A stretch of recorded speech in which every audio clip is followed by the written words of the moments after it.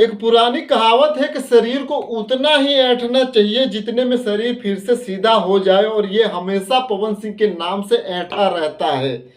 और आज फिर यह कुछ बोला है पवन सिंह के लिए। यह बोलता है कि सच में पवन सिंह को तो बोलना ही नहीं आता, और न जाने क्या क्या बात अपने वीडियो में पवन सिंह के लिए यह बोल गया है। तो हर बात का सटीक जवाब दिया जाएगा, वो भी बिना गाली गलौज के, क्योंकि हम लोगों के भी संस्कार में नहीं है कि हम लोग गाली गलौज करें, और ऐसा सिखाया भी नहीं जाता। तो हम लोग जो जैसा है उसी प्रकार उससे मिलते हैं, उसी भाषा में उसको जवाब दिया जाता है। आज इसको इस प्रकार से धोया जाएगा बिना साबुन के कि सफ़ेद वाला बगुला बना दिया जाएगा। इसको सड़क के किनारे बैठा देंगे, और जितने भी भोजपुरी के ऑडियंस इसको देखेगा वह दांत चियारते हुए आगे निकल जाएगा। इस वीडियो को कंटिन्यू करने से पहले छोटी सी मेरी एक कहानी है, शायद आप लोग सुनने में दिलचस्पी रखें तो बहुत बड़ी कृपा होगी, और इस वीडियो को लास्ट तक जरूर देखिए, और चैनल पे नए तो सब्सक्राइब कर लीजिए। जी हाँ दोस्तों, मेरे गांव देहात में मेरे घर से थोड़ी दूरी पे एक मकान है जहां पर एक व्यक्ति भाड़े से रहता है। वो एक्चुअली में है उत्तराखंड का। यहाँ पे काम करता है मिस्त्रियाना राजगिरी का, घर मकान का ईंटा जोड़ने का। उसका जो हाइट है बहुत ज़्यादा नहीं है, और 1.5 फुटिया ही मैं उसको समझता हूँ, क्योंकि उसकी हाइट ही इतनी है। लोग उसको टिकिया नाम से बुलाते हैं, और उसका नाम भी टिकिया है। अब क्यों है मैंने कभी पूछा नहीं, लेकिन पूरे इलाके में वह टिकिया नाम से ही फेमस है जब से वह रहता है। जब वह काम से अपने घर पे लौटता है तो उसके घर वाले जो है पहले से ही सतर्क हो जाते हैं कि पापा आ रहे हैं। तो वो लोग घर से निकल के कुछ दूरी पे जाके देखते हैं कि पापा कहाँ पर पी के गिरे हैं, क्योंकि वह इतना ज़्यादा पी लेता है तो उसको होश हवास रहता नहीं। पैर यहाँ रखता है, पैर वहाँ जाता है और गिर जाता है, लुढ़क जाता है, कभी खेत में तो कभी रोड पे, सड़क के किनारे। तो जहाँ पर वह गिरता है वहाँ पर वह चिल्लाना चालू कर देता है और बड़ी बड़ी बातें बोलना चालू कर देता है। तो उनके घर वाले समझ जाते हैं कि वहाँ पर है। जब उनके पास वो लोग जाते हैं तो उनको देख के वो और एनर्जेटिक फील करता है, और ऐसा माहौल बना देता है, और ऐसा माहौल क्रिएट कर देता है कि समझो वो बहुत बड़ा इलाके का महाराजा हो, और उसके घर के पिछवाड़े में 1000 बीघा में पुदीना धनिया बोया हो। और वही व्यक्ति जब सुबह उठता है तो अपने घर से भीगी बिल्ली की तरह भागता है, क्योंकि उसको मालूम है कि किसी से बहसबाजी करूंगा तो थबरिया देगा कल के नाटक के लिए। इसको मैं जब देखता हूं तो मुझे कहीं कहीं ऐसा ही फील होता है। यह अपने आप को कंपनी का सर्विस मैनेजर बताता है। छोड़िए इन बातों को ही जाने दीजिए, बाद में इस पे बात करेंगे। आज आते हैं मेन मुद्दे पे, जो कि हम जिसके लिए आए हैं। हाँ, सबसे पहले यह बोलता है खेसारी के लिए कि खेसारी को सब मसूरिया छक्का न जाने क्या इस सब बातें बोल के बुलाते हैं। खेसारी जब भी पॉडकास्ट में जाते हैं यह बोलता है, और वहाँ पर कुछ बोलते हैं तो भोजपुरी के जितने सब लोग हैं खेसारी की बातों पे ऐसा रिएक्ट करते हैं, और खेसारी के लिए कुछ उल्टा सीधा बोलना चालू कर देते हैं। उनको खेसुरिया मसूरिया छक्का न जाने क्या क्या ये सब बात बोल जाता है। तो मेरा इनसे एक ही सीधा साधा जवाब है, क्या सबका ठेका पवन सिंह ने लिया है? क्या पवन सिंह इतने जिम्मेदार व्यक्ति बन गए हैं भोजपुरी में कि जो भी वो कहेंगे वही होगा? मैं जहां तक समझता हूं कि भोजपुरी में जितने लोग हैं, चाहे छोटा आर्टिस्ट हो चाहे बड़ा, सब अपने आप को 30 मार खा ही समझता है। कोई किसी की बात नहीं मानता। कल के पॉडकास्ट में आपने देखा होगा जिसमें शुभंकर मिश्रा बोलते हैं पवन सिंह को कि आप भोजपुरी को सुधारते क्यों नहीं, तो वह जवाब देते हैं कि मेरे अकेले की बस की बात नहीं, और मेरे अकेले से सुधारने से भोजपुरी सुधर जाएगा। तो इन सब बातों के लिए सब क्या बोलते हैं खेसारी को? इन सब बातों के लिए तुम पवन सिंह को ही जिम्मेदार ठहराते हो, और सब बात को उनके ऊपर ही थोप देते हो लाके।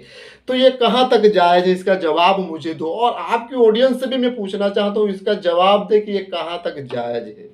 आगे बढ़ते हैं। आगे यह बोलता है कि खेसारी जी का सम्मान पवन सिंह नहीं करते हैं, सम्मान करना भी गिरा समझते हैं, न जाने क्या क्या बोल देता है। तो मैं कहना चाहता हूं कि कल का पॉडकास्ट शायद आपने नहीं देखा, जिसमें पवन सिंह बोलते हैं अपने मधुर आवाज में खेसारी के लिए कि आपको मैं अपना छोटा भाई मानता हूँ, यानी खेसारी के लिए बोलते हैं मैं आपको अपना छोटा भाई मानता हूँ। यह बात उन्होंने बोली है पॉडकास्ट में।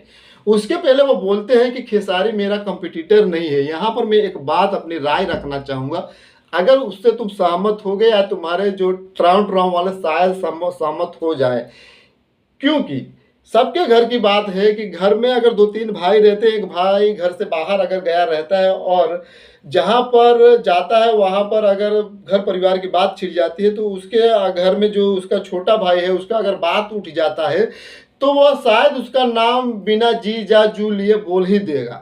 ये घर परिवार की जब बात आती है, और पवन सिंह और खेसारी का आपस का प्रेम है, वो किसको किसके नाम से बुलाते हैं वो वही समझेंगे। लेकिन कहीं ना कहीं पवन सिंह ने यह बोला है कल के पॉडकास्ट में, उस बात को आप नहीं बताए कि मैं आपको अपना छोटा भाई मानता हूँ। आपको कितना सम्मान दिया, वो भी इतने बड़े पब्लिक प्लेटफॉर्म पे वो गए थे शुभंकर मिश्रा पे, वहाँ चाहते तो कुछ भी बोल सकते थे, लेकिन कितना सम्मान दिया। आप ये बात इसलिए नहीं बोले, अपने फॉलोअर को नहीं सुनाया कि आप जानते हैं कि मैं अपने फॉलोअर को अपनी जो दुनिया है, मेरी जो एक सीमित दुनिया है, मेरा जो कुआं है उसी में ही रखना चाहता हूँ, उसको दिखाना चाहता हूँ बेटा देखो ऊपर इतना ही आकाश है, इससे ज़्यादा बड़ा आकाश नहीं है। और मेढक कुएं के अंदर वाला समझता है कि हाँ ये भैया बोल रहे हैं वो सही है, इतना ही आकाश है। जबकि हकीकत क्या है, जो मेढक कुएं के बाहर है, ट्राउ ट्राउ सा जगह कूदता रहता है, वो समझता है कि दुनिया कितना बड़ा है। लेकिन तुम्हारे फॉलोअर भी ऐसे हैं कि उस दुनिया में से निकलना भी नहीं चाहते हैं। आज फिर मेरे कमेंट बॉक्स में आएंगे, कुछ ना कुछ अनाप शनाप बोलेंगे, लेकिन मैं उनसे हाथ जोड़ के विनती करूँ, जो भी बोलना शालीनता से बोलना और अपना फैक्ट बात रखना। आगे बढ़ते हैं तीसरे मुद्दे पे।